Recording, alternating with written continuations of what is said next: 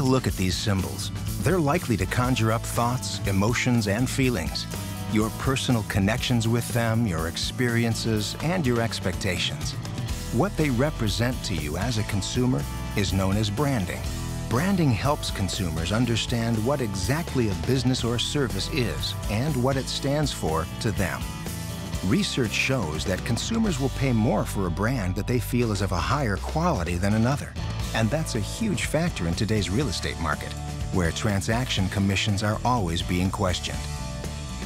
Do you know that you have one of the most recognizable and valuable brands in business working for you today? One that you can easily leverage the full value and power of. That's right, the Realtor brand, your brand. I'm Tom Stevens, 2006 President of the National Association of Realtors. As a member of NAR, it's crucial that you know about your Realtor brand, how it's been positioned, how powerful it is, and how you should be taking advantage of it.